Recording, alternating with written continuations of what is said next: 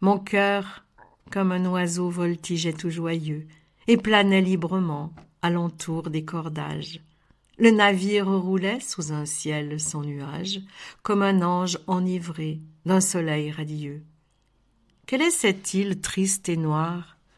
C'est Cythère, nous dit-on, un pays fameux dans les chansons, Eldorado banal de tous les vieux garçons. Regardez, après tout, c'est une pauvre terre. Île des doux secrets et des fêtes du cœur, de l'antique Vénus, le superbe fantôme, au-dessus de tes mers, plane comme un arôme et charge les esprits d'amour et de langueur. Belle île, aux myrtes verts, pleine de fleurs écloses, vénérée à jamais par toute nation, où les soupirs des cœurs en adoration roulent comme l'encens sur un jardin de roses, où le roucoulement éternel d'un ramier. Cythère n'était plus qu'un terrain des plus maigres, un désert rocailleux troublé par des cris aigres. J'entrevoyais pourtant un objet singulier.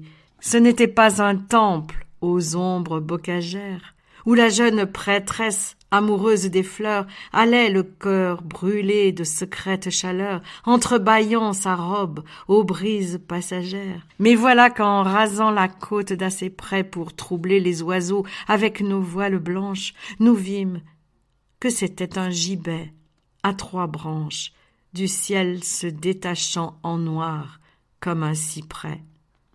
De féroces oiseaux, perchés sur leur pâture, détruisaient avec rage un pendu déjà mûr, chacun plantant comme un outil son bec impur dans tous les coins saignants de cette pourriture.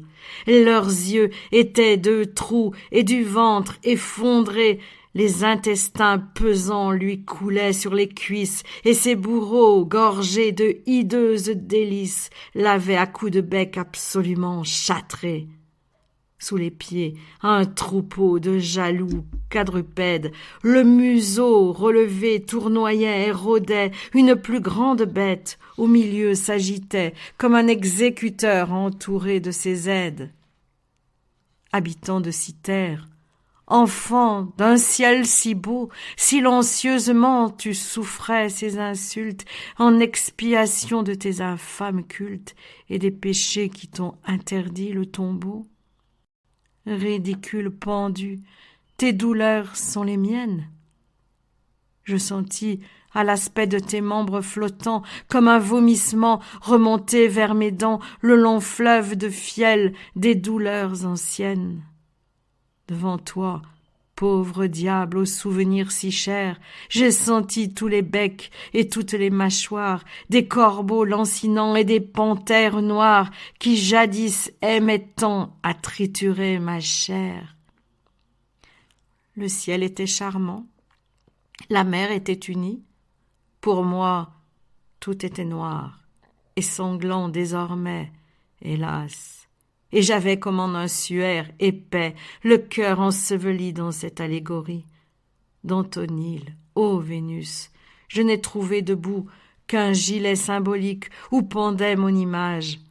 Ah Seigneur, donnez-moi la force et le courage de contempler mon cœur et mon corps sans dégoût.